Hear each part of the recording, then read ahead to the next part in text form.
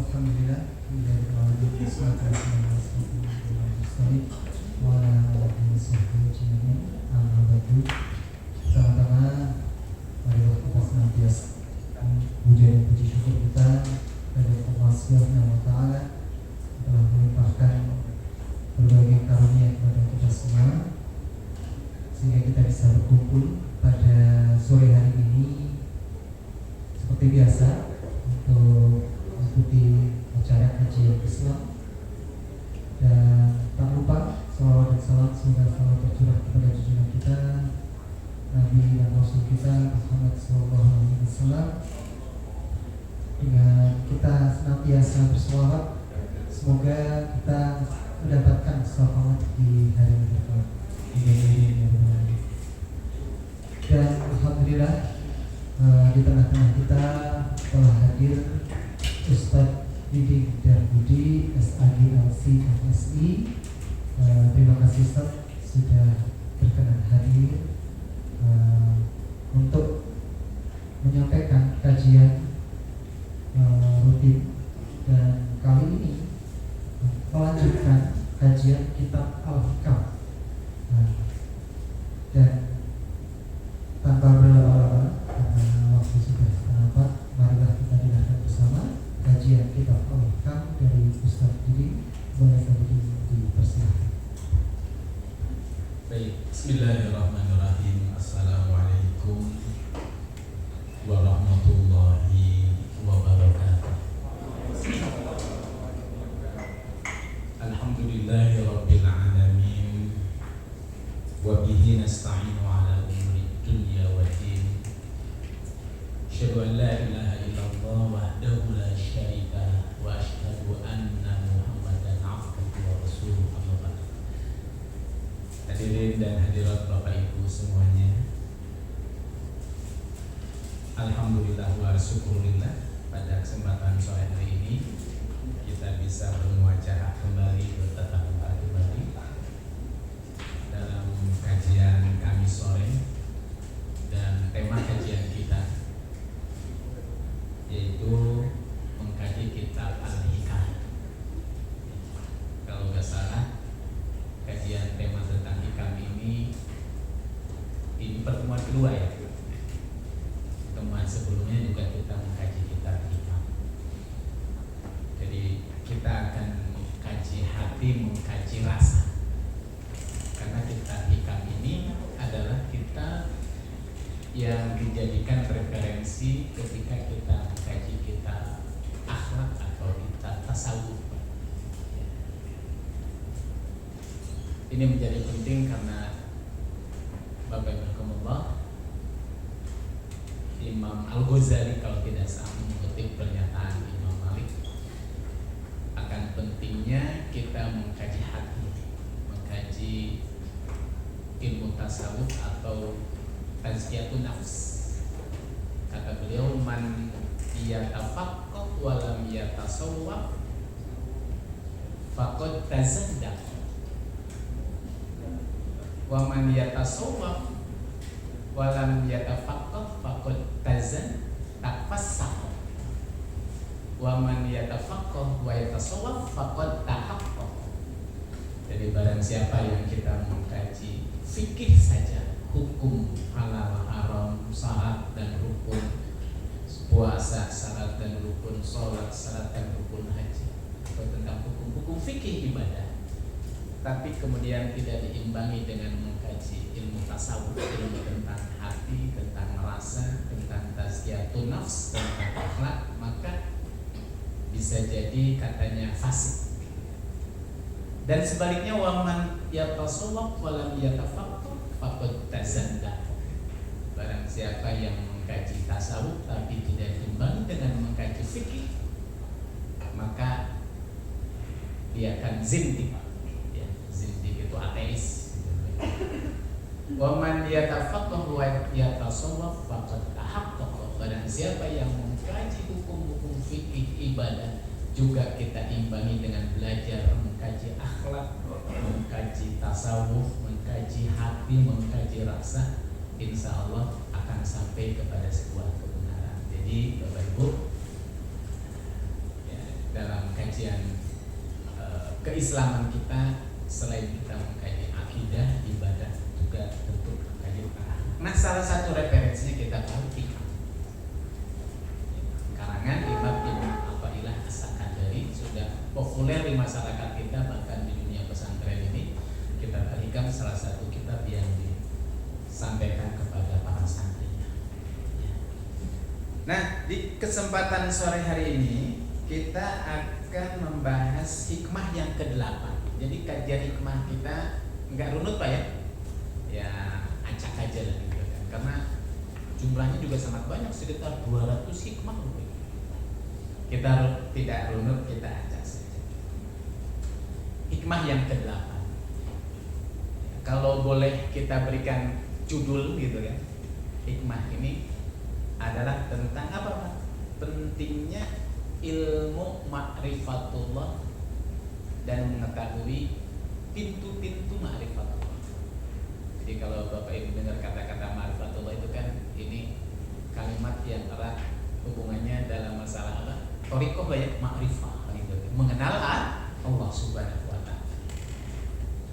Ilmu yang pertama yang diajarkan oleh para nabi dan para rasul sebelum ilmu yang lain apa Bu? Ma'rifah. Kalau boleh kita terjemahkan ma'rifatullah itu artinya apa? Mengenal Allah. Yang insya Allah kita semua kita sudah memilikinya. Ya. Mengenal Allah Subhanahu wa taala. Ini menjadi penting karena ketika kita sudah mengenal Allah, insya Allah kita hidup ini akan terarah. Ya. Kita akan jelas dalam meniti hidup ini. Ketika kita sudah mengenal Allah, semakin kita tidak mengenal Allah, maka semakin dia tidak punya pegangan hidupnya. Ya. Orang-orang yang nggak mengenal Allah, nggak mengenal agama, ya nggak mengenal nilai-nilai spiritual itu hidupnya kan bimbang, betul loh Bapak? Nggak tahu dia dari mana, di mana dan akan kemana. Ini 3 pertanyaan ini Bapak Ibu. Kalau kita sudah dapat jawabannya, jelas hidup kita. Betul Bu? Dari mana, di mana dan akan kemana. Nah kita akan tahu jawabannya kalau kita sudah mengenal Allah. Itu orang-orang materialis, komunis, ateis itu kan mereka mensikapi hidup ini apa? Hidup ini ya dunia aja. Ini ya ilah hayatuna ula. Hidup ini hidup yang dunia, sekarang hidup mati selesai kan itu. Tapi kan kita enggak, betul loh. Kenapa? Karena kita sudah mengenal Allah Subhanahu wa taala. Nah, pertanyaannya bagaimana kita mengenal Allah? Maka Imam Ibnu Athaillah berkata, qala al-mu'allif rahimahullah wa nafa'ana Allahu bi ulumi, berkata Imam Ibnu Athaillah, semoga ilmu-ilmunya bermanfaat buat kita semua. Dia berkata begini Pak, idza fataha laka wijhatan min at-ta'arruf fala tubali wa in qalla ma'aha amaluk fa innahu ma fataha laka illa huwa yuridu an yata'arrafa ilaihi. Itu hikmahnya, itu pesannya, kata-kata mutiaranya dari Imam Ibnu Athaillah.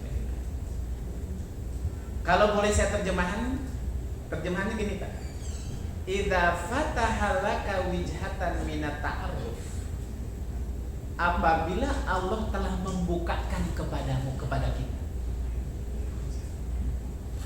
pintu untuk mengenalnya atau jalan untuk mengenal Allah Subhanahu wa taala, fala tubali wa in qalla ma'aha amalu, engkau jangan anggap remeh.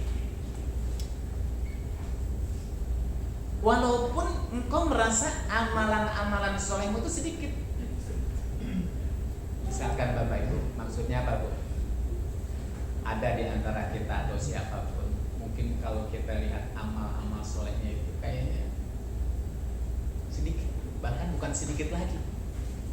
Kadang yang sholat saja, misalkan kadang sholat kadang enggak, misalkan Bapak Ibu ya, ketika kita sadar sholat kadang ketika enggak tinggal.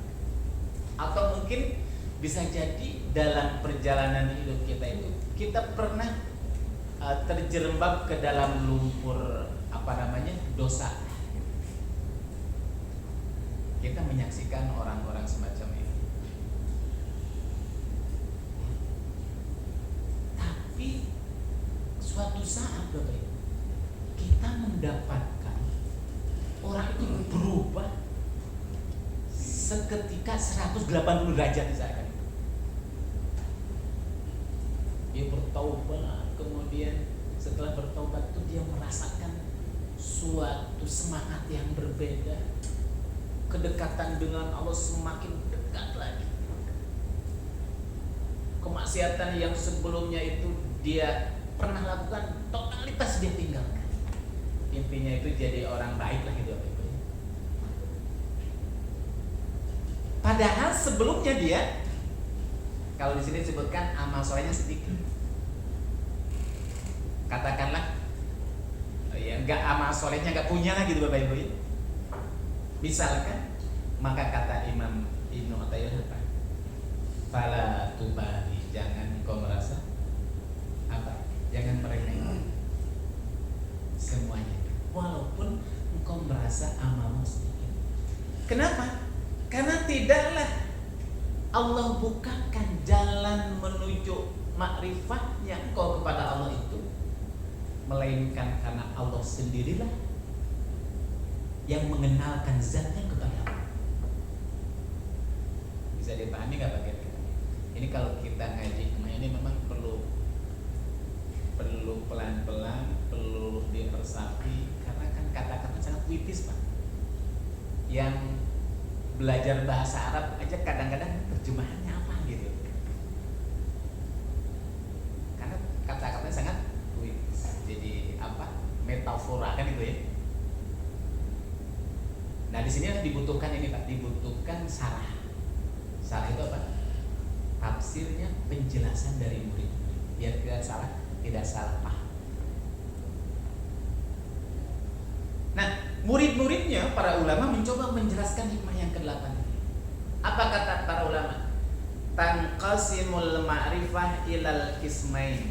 Nah, ketika berbicara tentang ma'rifatullah, mengenal Allah nanti Pak, itu di lapangan manusia itu ketika berusaha ingin mengenal Allah, mengetahui Allah, dekat dengan Allah, mengetahui kebesaran Allah, itu tingkatannya dibagi kepada 2 kata, qismain. Yang pertama ma'rifatun ammah wa ma'rifatun khassah. Yang pertama itu ma'rifatullah tapi ammah. Ammah itu artinya apa? Umum. Artinya hampir semua orang yang beriman, orang muslim pada umumnya sudah mengenalnya, sudah punya nih ma'rifatullah yang pertama ini. Dan yang kedua ma'rifatun khassah. Yang kedua ma'rifatullah tapi tingkatnya khosoh itu apa? Khusus gitu ya, nggak semua orang gitu. Biasa kalau Imam Ghazali itu ketika memahami tingkatan kualitas iman, kualitas amal itu kan suka ada yang imannya orang awam, kalau puasa ada puasanya orang awam, puasa orang khusus gitu ya. Nah ma'rifatullah juga sama.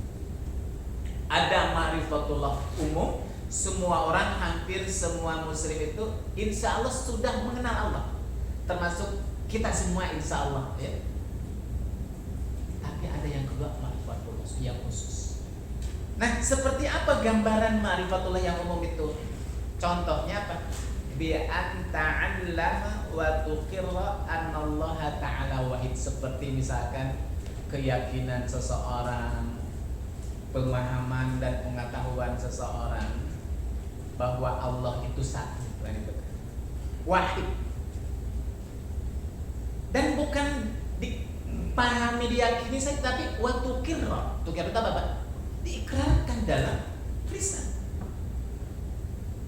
Saya ketika nanya sama Bapak Ibu, kira-kira Allah itu berapa sih jumlahnya? Semua jawab pasti satu ya, betul kan Pak? Itu sudah kita pahami sejak kecil itu. Bahkan pengakuan Allah itu esa itu kita ikrarkan. Kapan Pak? Ketika kita mengucapkan syahadat, asyhadu alla ilaha illallah wa asyhadu anna Muhammadar Rasulullah. Itu satu contohnya. Yang kedua misalkan apa? Ketika ditanya, Bapak Ibu tahu sifat-sifat Allah itu? 1, 2, 3. Pertama kalau tadi ahad, wahid ya. Yang kedua misalkan apa? Qadirun, muridun. Muridun, qadirun apa? Berkuasa, muridun berkehendak. Hayyun, hayyun itu apa? Hidup. Sami'un, sami'un artinya apa? Maha mendengar. Basirun, maha. Kan kita sudah tahu betul nggak Pak? Kan kita dulu diajarkan oleh guru-guru kita. Ya mungkin Bapak Ibu yang pernah belajar ibtidaiyah dulu ya. Ada satu metodologi pembelajaran ilmu akidah ya. Sifat wajib berapa? 20 ya. Sampai kita hafal, sampai dinasumkan wujud, baqo, qidam, mukhalafatul lil hawadis itu apa? Qiyamuhu bi nafsihi, muridun, hayyun, basirun kan? Sifat wajib 20 itu akidah Asy'ari, sifat wajib. Kita diajarkan oleh guru-guru kita, oleh orang tua kita untuk mengenal Allah. Siapa Allah itu? Satu, wahid, itu ahad. Allah itu sami, maha mendengar. Allah itu maha melihat, kan itu ya. Allah itu berkehendak. Dan kalau Allah sudah berkehendak, tidak ada satupun makhluknya yang bisa menghalangi kehendak Allah. Apabila Allah sudah berkehendak, cukup kata Allah, innama amruhu.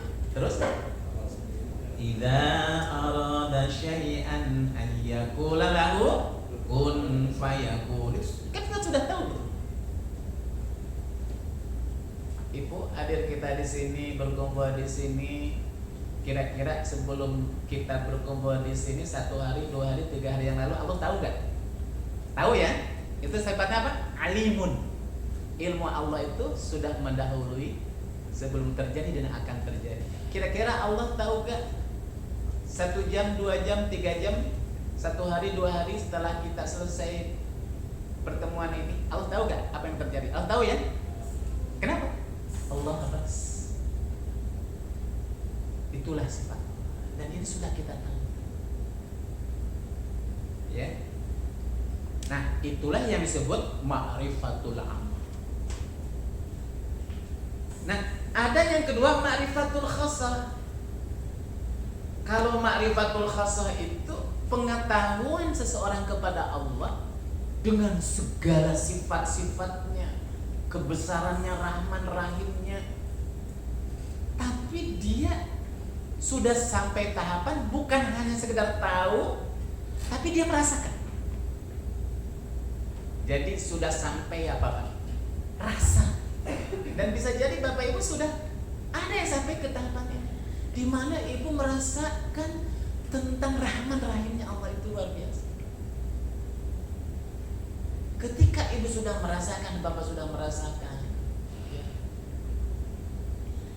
kemahaluasan ilmu Allah, rahman rahimnya, cintanya Allah terhadap makhluknya, Allah sebagai pemberi rezeki misalkan, Allah yang telah memberikan kesembuhan kepada kita di saat kita sakit misalkan. Nah, Ibu merasakan dan begitu nikmat, berasa dekat, merasa benar-benar terasa apa yang diberikan kepada kita. Disitulah Bapak Ibu sudah mengenal Allah lebih khusus lagi. Dan saya yakin mungkin Bapak Ibu sudah ada yang sampai ke sana. Kalau orang sudah sampai ke tahapan rasa mengenal Allah itu, sholat pun menjadi sesuatu yang nikmat gitu ya. Nikmat gitu. Bahkan berlama-lama saja siap gitu ya. Karena nikmat gitu. Bahkan ketika misalkan suatu saat Ibu diberikan oleh Allah apa? Musibah ya, sakitkah atau musibah yang kadang-kadang itu terasa berat, tapi merasakan suatu yang biasa saja, nikmat saja. Karena dia menyadari bahwa ketika Ibu mendapatkan musibah, itu mungkin ini adalah cara Allah agar Allah ingin bertemu dengan justru ketika aku sedang mendapatkan musibah yang berat ini, membuat aku dekat. Mungkin inilah cara Allah memanggil hambanya Jadi tidak ada istilah apa namanya keluh kesah, ya kan? Keluh kesah, sumpah serapan ketika dia sudah merasakan qudrah iradah Allah. Makanya dalam sebuah hadis Bapak Ibu sempat menyampaikan, innallaha idza ahabba qauman ibtalahu. Allah itu ketika sudah mencintai seseorang akan mengujinya. Fa in radiya, kalau orang itu ketika diberikan oleh Allah ujian yang bertubi-tubi itu nggak ada sebuah penolakan, apalagi kemudian sumpah serapah, apalagi sampai kemudian mengatakan Allah tidak adil, apalagi sampai keluar kata-kata keputusasaan. Justru dia ridho, pasrah, nikmat saja. Berarti dia sudah sampai tahapan rasa. Nah, kalau ibu sudah sampai ke tahapan ini, itu sudah apa? Khas. Bukan hanya tahu gitu, tapi sudah merasakan. Mungkin kalau boleh saya ilustrasikan tuh begini, Bu. Ketika Bapak Ibu ditanya, percaya yakin nggak di Mekah itu ada Ka'bah, kan itu ya? Ketika Ibu mengatakan saya percaya, saya dari mana buktinya, alasannya menjadikan yakin? Saya dapat berita dari banyak orang.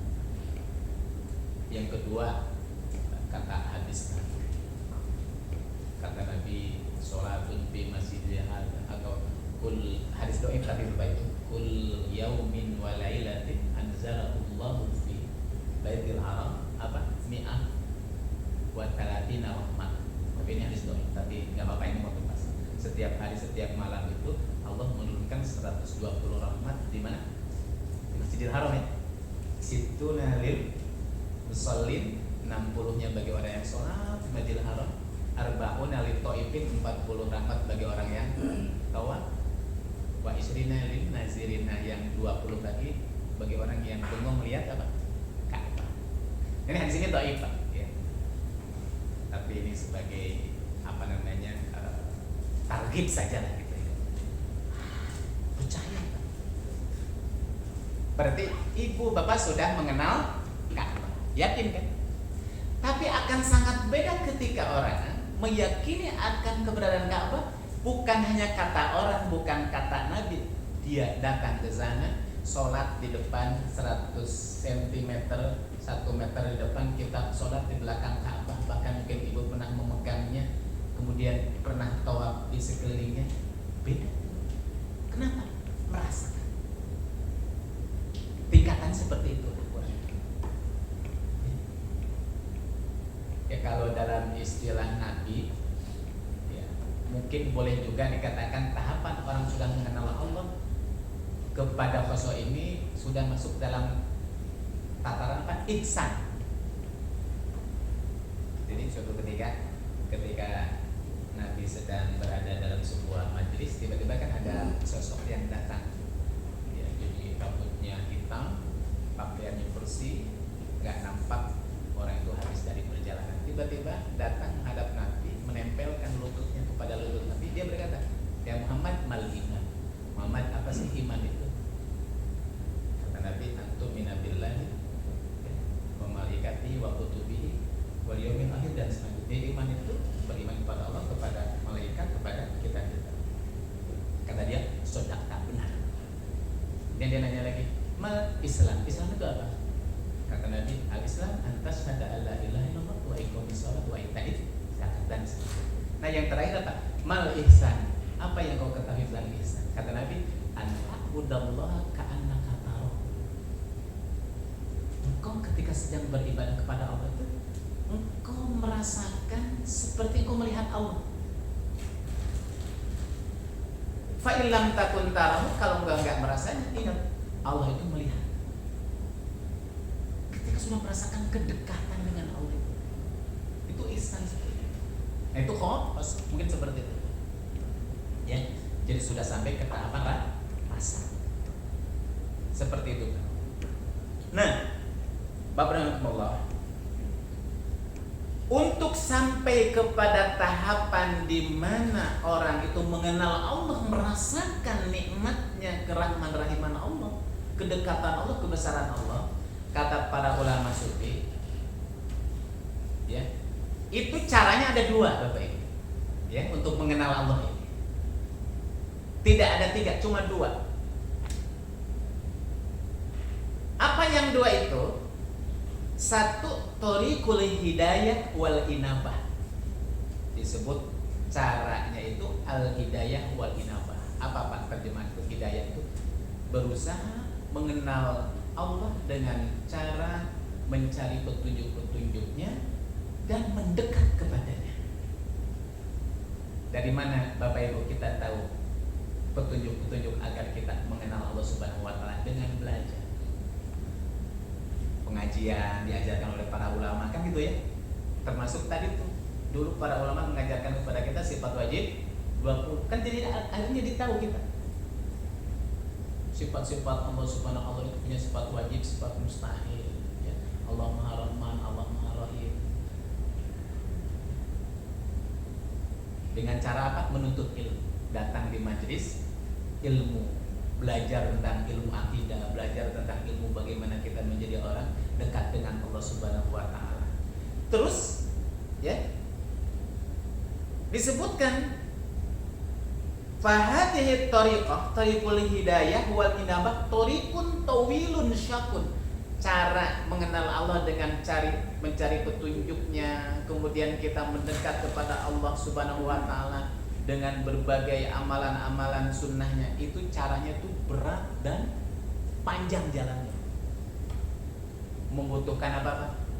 Mujahadah.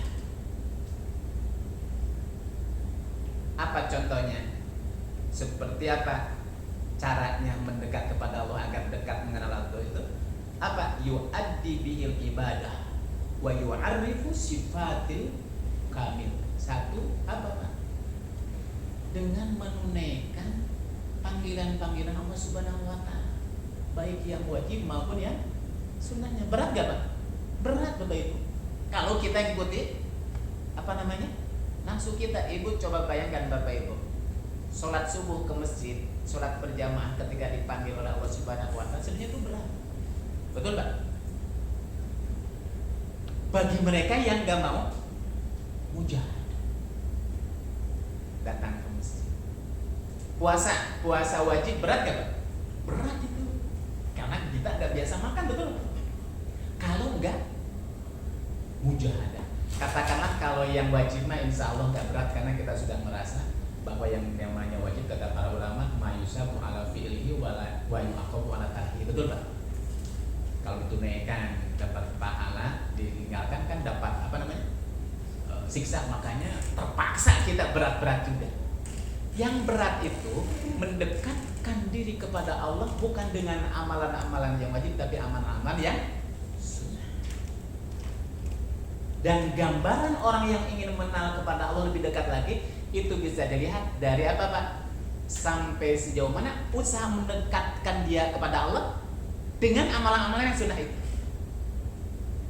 Itulah kerjaan para orang yang ingin mengenal Allah, para wali Bapak Ibu.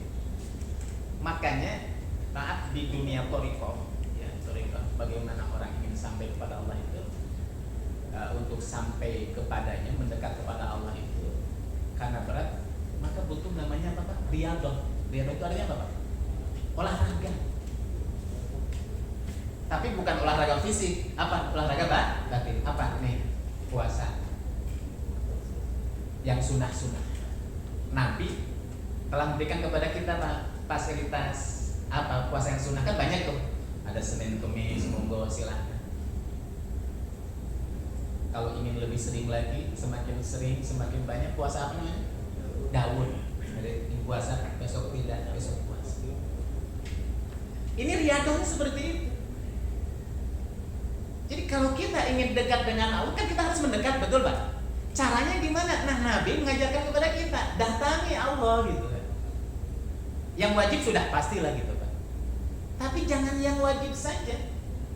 Karena Allah memberikan fasilitas lebih jauh lagi. Setiap hari Allah turun dari samai dunia ke langit, dari Sidratul Muntaha ke langit dunia, mencari orang yang mau berdekat kepada Allah. Kan tuh ya. Yanzilullahu fi kulli yaumin wa ilaihi, setiap malam Allah turun Pak. Aina sa'il, mana yang meminta kepadaku. Aina mustaghfir, mana yang minta ampun kepadaku. Dikabulkan.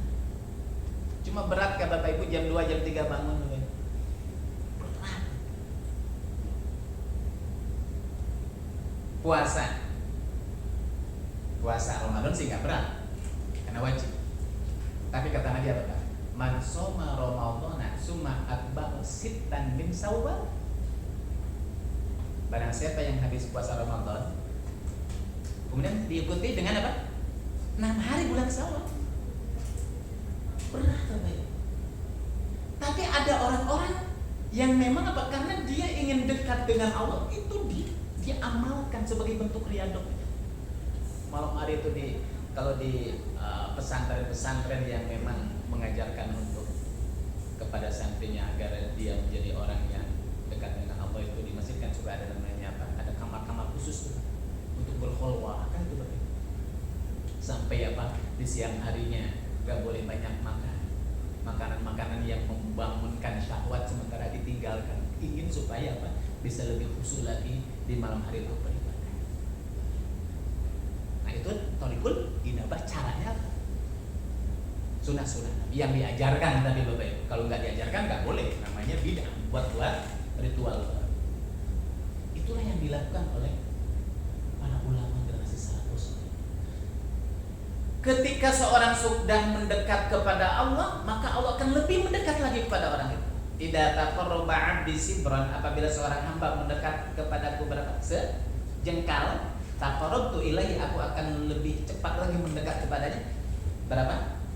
Zira'an, sehasta. Wa idza taqarrabtu ilaihi zira'an, apabila seorang hamba mendekat kepadaku usahanya sehasta, maka Allah akan mendatangi dia sini, ba'an itu sedepan. Dan apabila ada seorang hamba mendekat mendatangi Allah itu harwal itu apa? Berjalan, maka Allah akan berlari.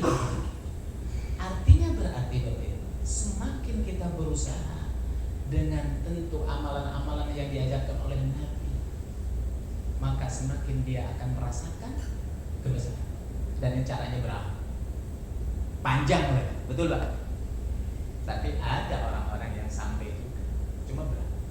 Gitu Pak. Cara yang pertama, banyak mengamalkan zikir misalkan ya. Ada orang mengamalkan zikir istighfar, ada yang sampai 1000 dan 2000, boleh nggak? Ya boleh, silakan, kan dalam rangka mendekatkan kepada Allah. Orang Nabi saja zikirnya sehari istighfarnya berapa kali Pak? 100 ya kan?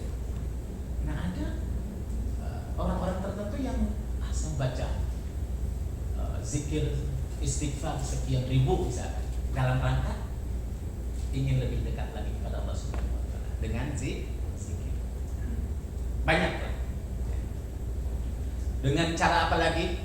Waro itu apa ya? Berusaha menjauhi hal-hal yang halal, yang sekiranya yang halal itu akan menyeret kepada yang haram.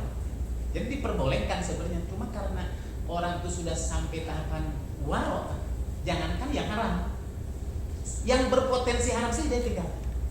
Termasuk apa Pak? Subhat, kan itu ya. Kata Nabi, innal halalu bayyinun wal haramu bayyinun. Yang halal itu jelas, yang haram jelas. Tapi nanti engkau akan mendapatkan dalam kehidupan ini masalah yang subhat. Subhat itu antara halal dan haram. Dibilang halal potensi haram, dibilang haram juga enggak kan gitu. Nah bagi orang yang waro atau ifah ya, itu apa? Dia tinggal. Dan dia selalu bertanya dulu sebelum melakukan aktivitas, kira-kira ini halal enggak gitu ya. Itu namanya waro. Kalau orang yang sudah ingin menyatakan dirinya ingin dekat dengan Allah, nah yang itu saja kita tinggalkan. Banyak Pak dalam kehidupan kita yang hidup ini penuh dengan apa? Subhat, betul apa? Ramah. Misalkan caranya seperti ini. Nah, cara yang kedua Bapak Ibu ya, cara yang kedua nih. Nah, cara yang kedua ini itu yang dimaksud oleh Imam Ibnu Qailah dalam hikmahnya. Apa? Wa amma thariqut tsani, adapun cara yang kedua, thariqul istibah wal istifa. Kalau tadi apa? Thariqul hidayah wal inabah, mencari petunjuknya dari ayat Al-Quran, Sunnah Nabi, atau teori-teorinya gitu kan, dan mendekat kepada Allah dengan ibadah-ibadah. Kalau ini yang kedua enggak? Apa Pak? Al-istibah wal istifa. Istibah itu apa ya? Terjemahannya itu dengan cara memilih dan menyaring. Tapi memilih dan yang menyaringnya itu apa? Bukan kita yang memilih dan menyaring. Apa? Fayakunal bud'u minallahi ilal abdi. Nah, caranya ini memang itu hak prerogatif Allah. Allah sendiri yang menyaring dan Allah sendiri yang menggiring orang itu sehingga dia bisa mengenal Allah Subhanahu wa taala. Ya. Contohnya apa? Di sini disebutkan. Contoh model semacam ini biasanya bisa jadi apa? Qad yakunul insan mustaghrikun apa? Hidzunubi. Engkau bisa menyaksikan kadang dalam kehidupan sehari-hari kita ada orang yang mungkin hidupnya itu bergelimang dengan dosa. Bahkan mungkin pandangan zahir kita seingat kita itu dia orangnya itu jauh dari Allah gitu Bapak Ibu ya. Tapi apa? Wa faj'atan, tiba-tiba apa? Yudariku rahmat, tudariku rahmatan. Tiba-tiba apa? Rahmat sampai kepada orang itu. Kemudian apa? Dia taubat dan berubah 180 derajat. Yang tadinya jauh dari Allah, yang bergelimangan dengan dosa, tapi kemudian dia bertaubat. Setelah taubat itu luar biasa apa? Perubahannya. Dia beribadah kepada Allah semakin khusyuk, berubah total. Nah, kenapa orang itu ada dan terjadi? Bisa jadi mengenal kepada Allah Subhanahu wa taala itulah apa? Karena itu memang rahmat Allah langsung. Jadi Allah yang ambil inisiatif Bapak Ibu. Allah yang punya keinginan, punya kudrah iradah, dia harus jadi orang baik seperti itu. Itulah yang dimaksud oleh Allah dalam surat As-Surah ayat 31. Allahu yastabi may yunib. Allah itu nanti akan memilih orang-orang yang dia kehendaki. Itulah yang disebut apa? Taufik dari Allah Subhanahu wa taala. Yang mahal itu taufik. Ya, suka sering kan kita berdoanya kalau habis tausiah biasanya seorang kiai suka berdoa wa billahi taufiq wal hidayah. Terus apa? Assalamualaikum warahmatullahi wabarakatuh. Belum selesai Pak, ini contoh. Tahu gak Bapak maksudnya apa Pak? Itu doa kita kepada Allah, ya Allah berikanlah hidayah kepada kami. Itu ya. Tapi bukan hidayah saja Pak, taufik. Hidayah itu petunjuk dari Allah. Kalau petunjuk dari Allah mah sudah jelas ada di hadapan kita. Al-Quran, perintah Nabi, sunnah Nabi, tinggal amalkan. Yang mahal itu taufik. Apa itu taufik Bu? Taufik itu apa Pak? Kesesuaian antara hati di satu sisi dengan petunjuk di sisi yang lain. Itu taufik. Kesiapan hati. Contoh Bapak Ibu, kita sudah tahu ya bahwa pahala sholat berjamaah di masjid itu berapa? 27 derajat ya kan? Tapi apakah setiap orang tahu mau melaksanakannya? Enggak. Kenapa? Kalau hatinya enggak siap.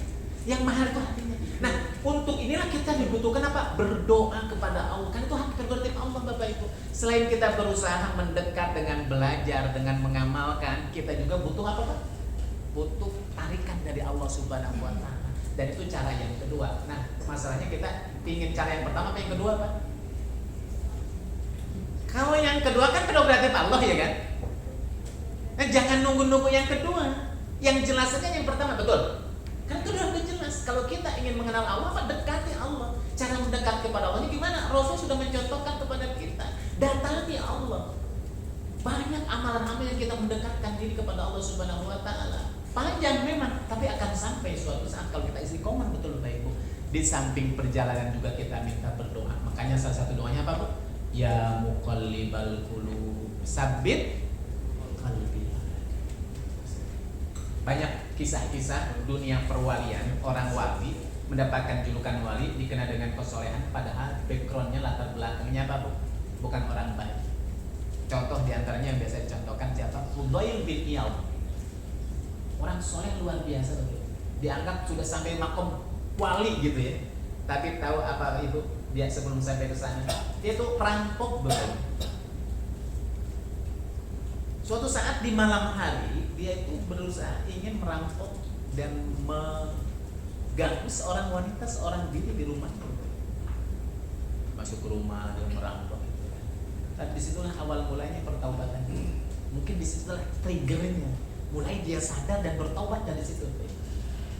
Suatu ungkapan dari seorang wanita soleh, kalau seandainya kau tidak malu sama Allah, silahkan apapun yang kau inginkan lakukan. Kalau kau nggak merasa malu sama Allah, kata-kata itulah yang membuat dunia seorang wanita sendiri mengatakan silakan kau lakukan asalkan kau merasakan tidak malu sama Allah. Luar biasa ini si wanita ini. Kedekatan, perasaan Allah dekat, Allah menolong, dia pasrah tawakal. Dari situlah berubah 180 derajat.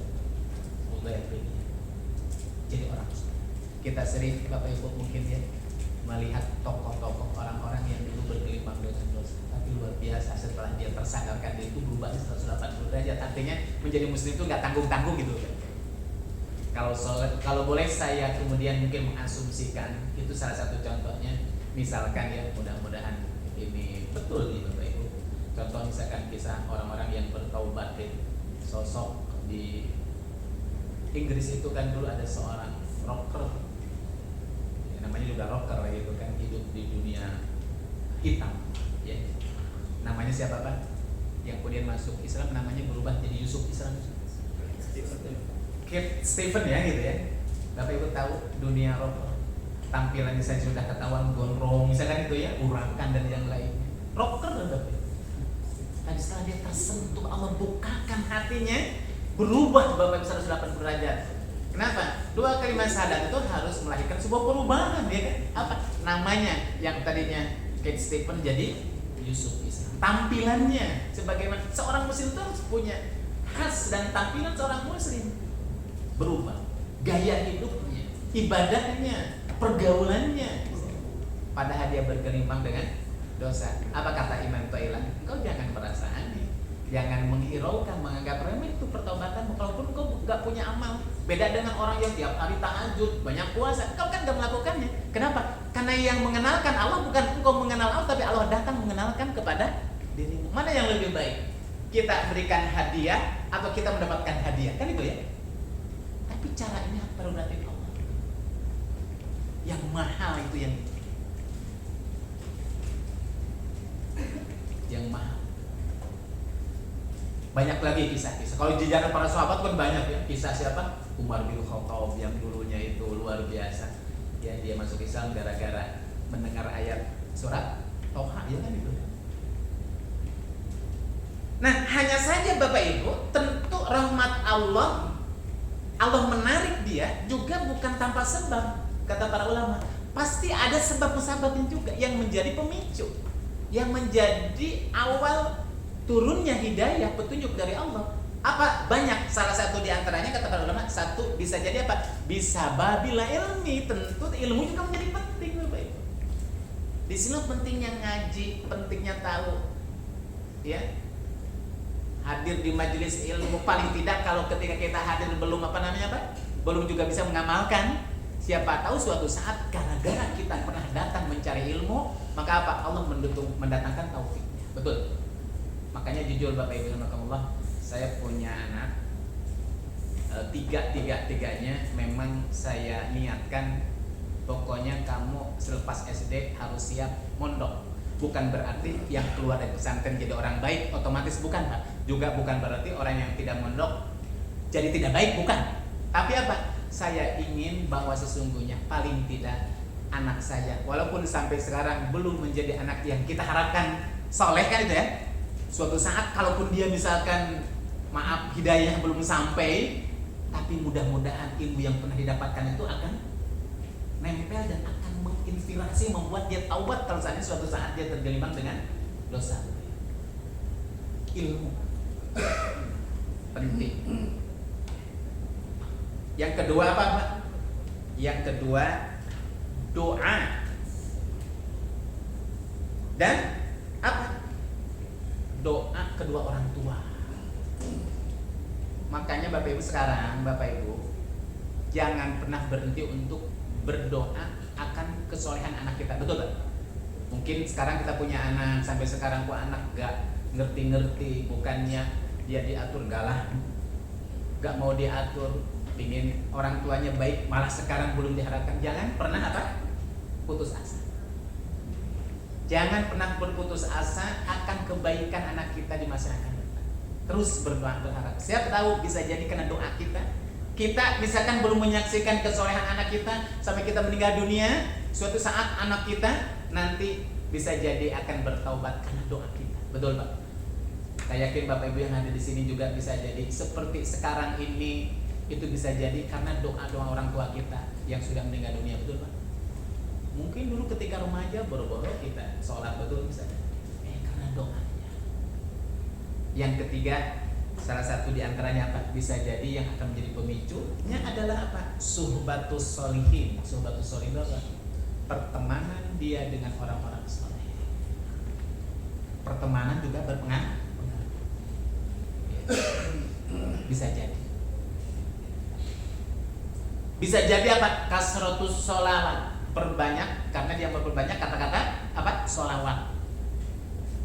Allahumma sholli ala nabi. Misalkan Bapak Ibu, walaupun dia memang ya pemabuk, tapi sholawatnya rajin misalkan Bapak Ibu. Bisa jadi karena banyaknya sholawat itulah yang nanti akan menjadi trigger rahmat Allah turun kepadanya.